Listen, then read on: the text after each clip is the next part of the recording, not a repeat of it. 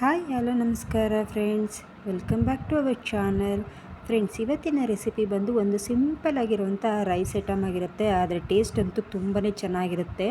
ಅದಕ್ಕಿಂತ ಮುಂಚೆ ನನ್ನ ಚಾನಲ್ನ ಹೊಸದಾಗಿ ನೋಡೋರು ಪ್ಲೀಸ್ ಸಬ್ಸ್ಕ್ರೈಬ್ ಮಾಡಿ ನೋಡಿ, ಪಕ್ಕದಲ್ಲಿರುವ ಬೆಲ್ ಐಕನ್ನ ಕ್ಲಿಕ್ ಮಾಡಿ.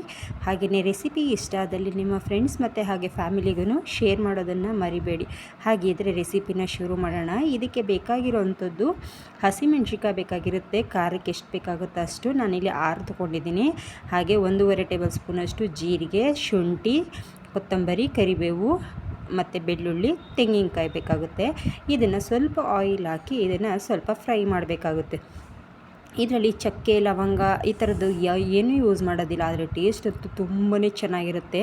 ನೀವು ಚಕ್ಕೆ, ಲವಂಗ ಬೇಕು ಅಂತ ಹೇಳಿದ್ರೆ ಅದನ್ನು ಸಹ ಹಾಕೋಬೋದು. ಹಸಿಮೆಣ್ಸಿಕಾಯಿ ಕೆಲವರಿಗೆ ಗ್ಯಾಸ್ಟ್ರಿಕ್ ಅಂತ ಹೇಳ್ತಾರೆ. ಬೇಕಿದ್ದರೆ ನೀವು ಹಸಿಮೆಣ್ಸಿಕಾಯಿನ ಸ್ಕಿಪ್ ಮಾಡಿ ಒಣಮೆಣ್ಸಿಕಾಯಿನ ಸಹ ಬಳಸ್ಕೋಬೋದು. ಆದರೆ ಇದಕ್ಕೆ ಹಸಿಮೆಣ್ಸಿಕಾಯಿ ಹಾಕಿದ್ರೇ ಟೇಸ್ಟ್ ತುಂಬಾ ಚೆನ್ನಾಗಿರುತ್ತೆ. ಈ ಸಮ್ಮರಿಗಂತೂ ತುಂಬ ಮಸಾಲ ಐಟಮ್ ತಿನ್ನೋದಕ್ಕೆ ಆಗಲ್ಲ. ಇದನ್ನು ಬೇಕಾದ್ರೆ ಸಿಂಪಲ್ಲಾಗಿರುತ್ತೆ. ಟೇಸ್ಟ್ ಅಂತೂ ಮೈಲ್ಡ್ ಇರುತ್ತೆ. ಒಂದು ಸಲ ಇದನ್ನು ಟ್ರೈ ಮಾಡಿ ನೋಡಿ. ಇದನ್ನು ಇಷ್ಟು ಫ್ರೈ ಮಾಡಾದಮೇಲೆ ಗ್ಯಾಸ್ ಫ್ಲೇಮ್ನ ಆಫ್ ಮಾಡಬೇಕಾಗುತ್ತೆ. ತೆಂಗಿನಕಾಯಿನ ಇದರಲ್ಲಿ ಫ್ರೈ ಮಾಡಬೇಕು ಅಂತ ಏನಿಲ್ಲ. ಈ ಬಿಸಿಗೆನೆ ಅದು ಸ್ವಲ್ಪ ಫ್ರೈ ಆದರೆ ಸಾಕು. ಇವಾಗ ಇದು ಚೆನ್ನಾಗಿ ಹಸಿಮೆಣ್ಸಿನ್ಕಾಯಿನ ಈ ಥರ ಫ್ರೈ ಮಾಡಿ ಹಾಕೋದ್ರಿಂದ ಇದು ಗ್ಯಾಸ್ಟ್ರಿಕ್ ಆಗಲ್ಲ. ಒಂದ್ಸಲ ಟ್ರೈ ಮಾಡಿ ನೋಡಿ ಬಂತು ಅಂತ ನನಗೆ ಕಮೆಂಟಲ್ಲಿ ತಿಳಿಸಿ. ಇವಾಗ ನಾನು ತೆಂಗಿನ ತುರಿನ ಒಂದು ಚಿಕ್ಕ ಬೌಲ್ ಆಗೋಷ್ಟು ಹಾಕ್ಕೊಳ್ತಾ ಇದ್ದೀನಿ. ಇದನ್ನು ಹಾಕಿ ಇವಾಗ ಗ್ಯಾಸ್ ಫ್ಲೇಮ್ ಆಲ್ರೆಡಿ ನಾನು ಆಫ್ ಮಾಡಿದ್ದೀನಿ. ಇವಾಗ ಹಿಂಗೆ ಹಾಕಿ ಸ್ವಲ್ಪ ಈ ಥರ ಹಿಂಗೆ ಕೈ ಆಡಿದ್ರೆ ಅದು ಆ ಬಿಸಿಗೆ ಸ್ವಲ್ಪ ಫ್ರೈ ಆಗುತ್ತೆ.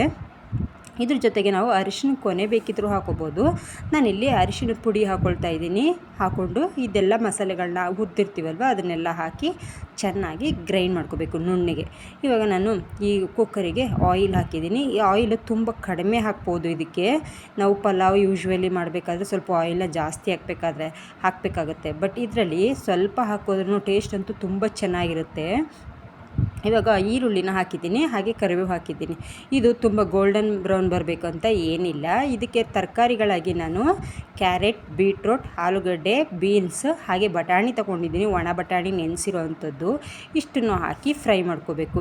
ನಾವು ಯೂಶ್ವಲಿ ಪಲಾವ್ ಎಲ್ಲ ಮಾಡ್ತೀವಿ ಅಂತ ಹೇಳಿದ್ರೆ ನಾವು ಈ ಬೀಟ್ರೋಟ್ ಎಲ್ಲ ಯೂಸ್ ಮಾಡಲ್ಲ.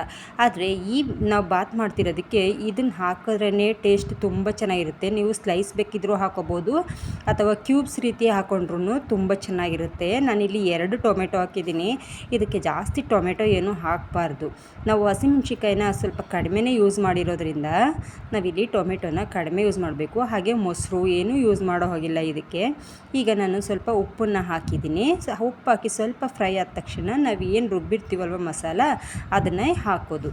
ಈಗ ನೋಡಿ, ನಾನು ತೊಳೆದಿಟ್ಟಿದ್ನಲ್ಲ ಅಕ್ಕಿ, ಅದನ್ನು ಹಾಕಿದ್ದೀನಿ.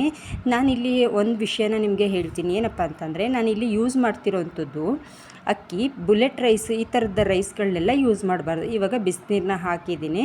ಇದಕ್ಕೆ ಸ್ವಲ್ಪ ಜಾಸ್ತಿನೇ ನೀರು ಹಾಕಬೇಕಾಗುತ್ತೆ. ಇದು ಮುದ್ದೆ ಥರ ಇದ್ರೇ ಈ ಬಾತು ತುಂಬಾ ಚೆನ್ನಾಗಿರುತ್ತೆ ಹೇಳಬೇಕು ಅಂದರೆ. ಹಾಗೆ ನೀರು ಥರ ಇರುತ್ತಲ್ಲ, ಈಗ ನೀರು ಥರ ಇರೋಂಥ ಉಪ್ಪಿಟ್ಟು ಅಂತ ಎಲ್ಲ ಹೇಳ್ತಾರಲ್ಲ, ಆ ರೀತಿ ಇರಬೇಕು. ಬಿಸಿ ಇರಬೇಕಾದ್ರೆ ಇದಕ್ಕೆ ಬೆಣ್ಣೆ ನಾನು ಹೈಲಿ ರೆಕಮೆಂಡ್ ಮಾಡ್ತೀನಿ. ಬೆಣ್ಣೆ ಹಾಕಿ ತಿಂತಾಯಿದ್ರೆ ಸೂಪರಾಗಿರುತ್ತೆ. ಒಂದು ಸಲ ಟ್ರೈ ಮಾಡಿ. ನಾನು ಇವಾಗ ಕುಕ್ಕರ್ನ ಕ್ಲೋಸ್ ಮಾಡಿ ನೋಡಿ ತೆಗಿತಾ ಇದ್ದೀನಿ. ಎಷ್ಟು ಚೆನ್ನಾಗಿರುತ್ತೆ. ಈ ರೀತಿ ಸ್ವಲ್ಪ ಮುದ್ದೆ ಥರನೇ ಇರಬೇಕು. ತುಂಬಾ ಚೆನ್ನಾಗಿರುತ್ತೆ. ನೀವು ಡಿಪೋ ರೈಸ್ ಅಂತ ಎಲ್ಲ ಬರುತ್ತಲ್ಲ ಅಂಥದ್ದನ್ನು ಯೂಸ್ ಮಾಡಿ. ಇಲ್ಲಾಂದರೆ ರಾಜ್ಮುಡಿ ರೈಸ್ ಅಂತ ಬರುತ್ತಲ್ಲ ಅದನ್ನು ಯೂಸ್ ಮಾಡಿ. ತುಂಬಾ ಟೇಸ್ಟ್ ಅಂತೂ ತುಂಬಾ ಚೆನ್ನಾಗಿರುತ್ತೆ. ನಾನು ರೆಕಮೆಂಡ್ ಮಾಡ್ತಾಯಿದ್ದೀನಿ. ಇದಕ್ಕಂತೂ ನೀವು ಮಸ್ಟ್ ಆ್ಯಂಡ್ ಶುಡ್ಡು ಬೆಣ್ಣೆನೇ ಯೂಸ್ ಮಾಡಿ. ತುಪ್ಪ ಅಷ್ಟು ಟೇಸ್ಟ್ ಬರಲ್ಲ ಇದಕ್ಕೆ. ಬೆಣ್ಣೆ ಹಾಕೊಂಡು ಬಿಸಿ ತಿಂತಾ ಇದ್ದರೆ ತುಂಬಾ ಚೆನ್ನಾಗಿರುತ್ತೆ. ಇದು ನಮ್ಮ ಅಜ್ಜಿ ಕಾಲಗಳಲ್ಲಿ ಮಾಡ್ತಾ ಇರೋವಂತಹ ಬಾತು. ಈ ರೆಸಿಪಿನ ನೀವು ಮರಿದೇನೆ ಒಂದು ಸಲ ಟ್ರೈ ಮಾಡಿ ನೋಡಿ. ಇದ್ರ ಫ್ಲೇವರ್ ಅಂತೂ ನಾವು ಜೀರಿಗೆ ಎಲ್ಲ ಯೂಸ್ ಮಾಡಿರೋದ್ರಿಂದ ಮೌತ್ ವಾಟರಿಂಗ್ ರೆಸಿಪಿ ಅಂತಲೇ ಹೇಳ್ಬೋದು. ಹಾಗೆಯೇ ಬೆಣ್ಣೆ ಹಾಕಿ ತಿನ್ನೋದನ್ನಂತೂ ಮರಿಲೇಬೇಡಿ. ಹೇಗೆ ಬಂತು ಅಂತ ನನಗೆ ಕಮೆಂಟ್ ಮುಖಾಂತರ ತಿಳಿಸಿ. ಹಾಗೆ ನೆಕ್ಸ್ಟ್ ವಿಡಿಯೋದಲ್ಲಿ ಮತ್ತೆ ಇದೇ ರೀತಿಯಾದಂಥ ಹೊಸ ಈಸಿ ರೆಸಿಪಿ ಜೊತೆ ಮತ್ತೆ ನಾನು ನಿಮಗೆ ಸಿಗ್ತೀನಿ. Thank you for watching. Next ಮತ್ತೆ ಸಿಗೋಣ. ಹಾಗೆ ಲೈಕ್ ಮಾಡೋದಂತೂ ಮರಿಲೇಬೇಡಿ.